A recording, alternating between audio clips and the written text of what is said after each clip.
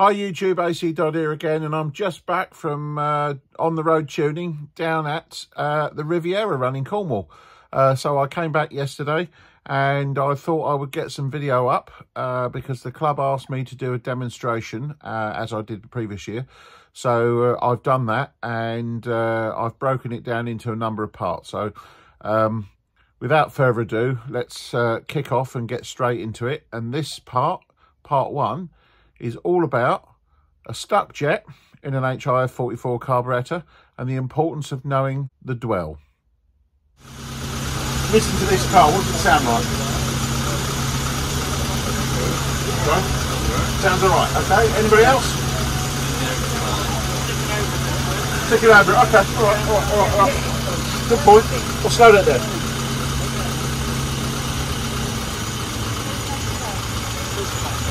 Good long for you. Okay, right, so what's up with it? There's a glaring thing wrong with that that's now chewing its way through piston rings and putting £50 notes down the drain while that's running right now. Far too rich. Alright? So, you've all told me that that's not bad. Okay? The point is, you cannot tell if that engine's killing itself. So, if you've got your own car and you're going, it sounds alright, forget it. Right? You cannot tell because none of you know what to listen for. So you'll just listen to it, it sounds alright. Right? Actually, you're watching the rings out of it. Okay? So if you look at that screen up there, what does that say? 0.66. Yeah? That's actually lambda. Okay? So what that basically means, when that's 1, that's 14.7 parts air, 1 part fuel. So that's 0.66 at the moment. What that basically means is we've got way too much fuel. Alright? And I know this because the owner told me. Right? He said it's too rich. And he wasn't wrong.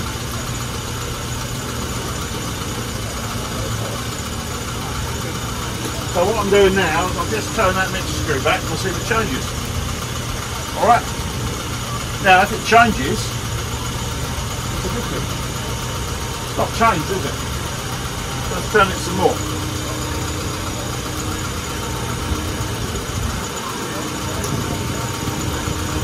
What's it doing now? Same. Carburetor stuck.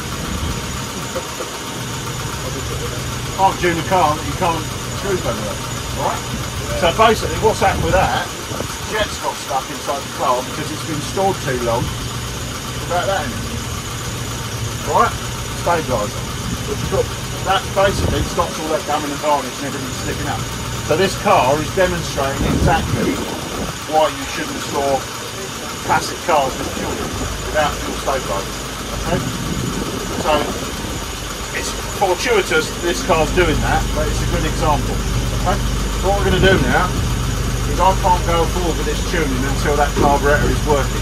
Alright? Because you can't tune that, it's too rich. So what I'm now going to do is take the top off the car and see if I can free it off. Okay?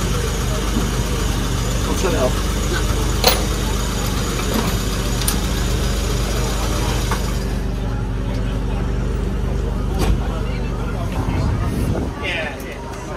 Just to make things a bit easier.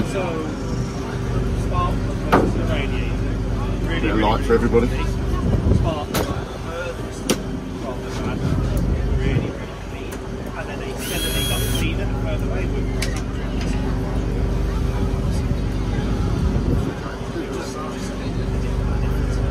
Hold that for me.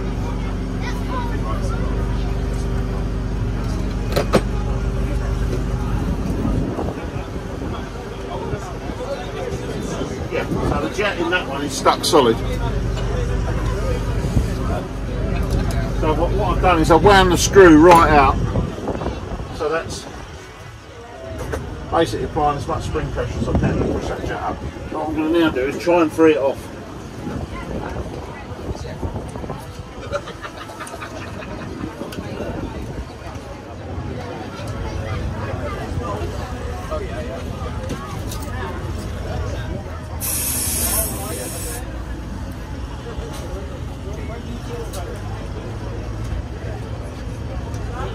So it's now moving, but it's refusing to come up.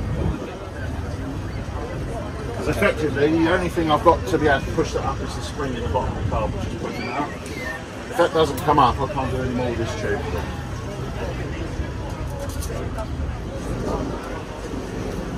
It's just come up, so we got it free.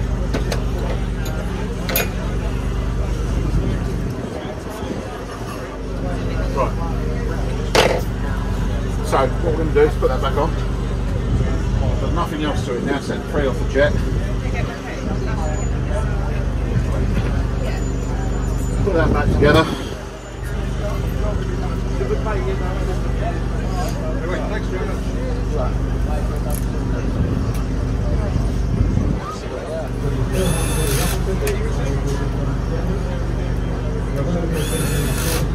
Right, we'll start it out. Bear in mind it's probably going to run quite rough now.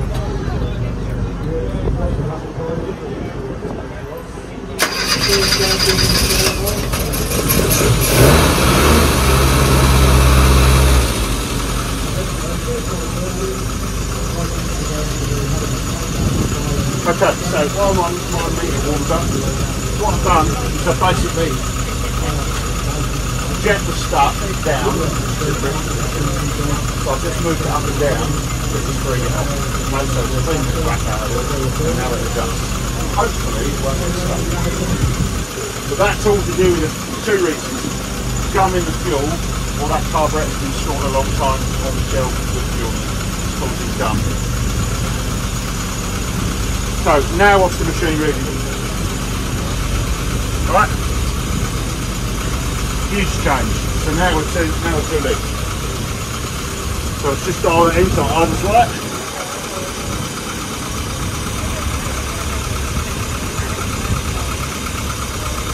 Just listen with your ears.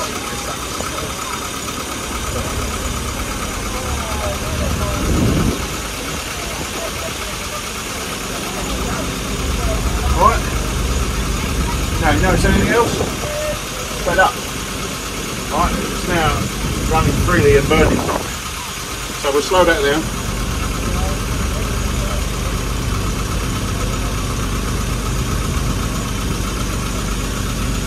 Right. So, what does that mean on the screen? Anyone know what that means? Near a 1. Okay. So, MOT, 0.9 on there, 3.4% CO. Okay? 0.96 is 1% CO. So where are we running? Is that right? Yeah. So it's about right. For this age of car, it's about right. Okay? So, the point is we've leaned it up. We couldn't lean it up because the carburettor was stuck. So we had to obviously free that off. So where do we go now? What's next? Come on, don't all fucking rush at once. What's next? Sorry? We are going to check timing. But first we're going to check to make sure we've got the right ignition system. Right? Can't do tuning unless we've got the right spark and all the rest of it, yeah? You're absolutely right, the ignition system's next. The carburettor's now working and it's relatively stable, which is a good thing. So the other reason why I left that in there while I was talking to you lot is so I could get an understanding of what's going on with that carburettor. So obviously it's stuck, so that's a bad sign, but then it might be warm. So stuck and worn are two different things. Wear means that will drift, okay? Drifting is not good, because if that drifts into the 8s and then into the 1s, that won't hold MOT standard. I appreciate this vehicle's not MOT standard, but that's not the point. If you want an efficient vehicle, it doesn't matter the age, carburetor needs to be in good condition, alright? So let's have a look at the ignition system.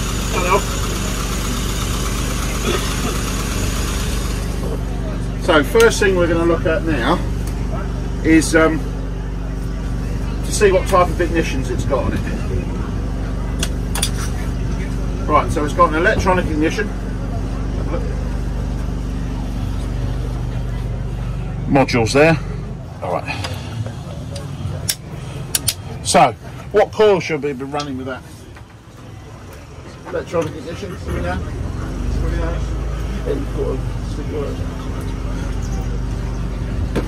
Well, the point is we don't actually know what coil to put on it. We don't necessarily know what the module's rated for. Okay? So there's one thing you can say, it'll run on a 3.0. but it might also run on a 1.5. It's very unlikely with a bolt in that it will run on a 0.8.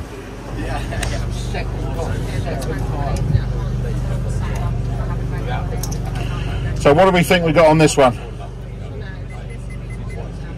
Read. 3.1. 3.1.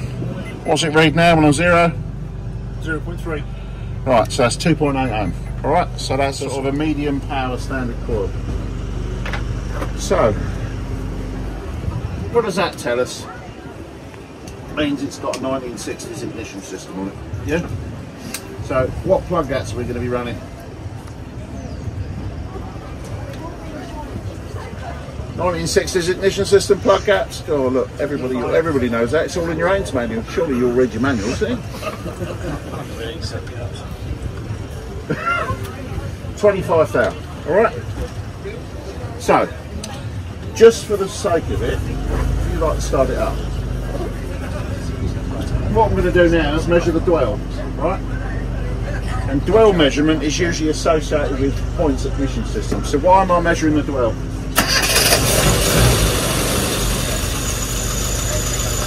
What's the dwell going to tell me? Does everyone know what the dwell angle measurement is? No? Okay. I'll show you it. Be honest, it's fine. The dwell measurement is basically a measurement of coil charge time, okay?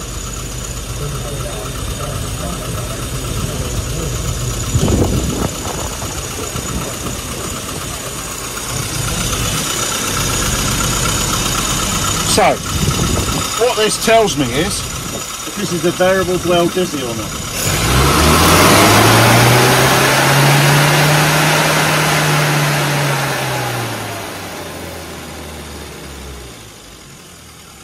What do you think that means? Anyone know what that means? Start slow as you rev it.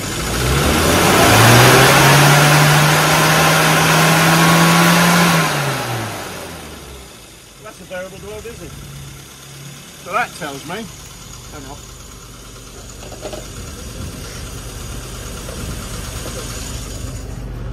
So variable dwell tells me that hasn't necessarily got the right spark power when it's idling. Okay? So what variable dwell is an electronic version of using a ballast resistor. So effectively, this car's using a 3 ohm coil with a ballast resistor, right? So it's actually got half the ignition power it's supposed to have when it's idling. Right, that's basically what it means.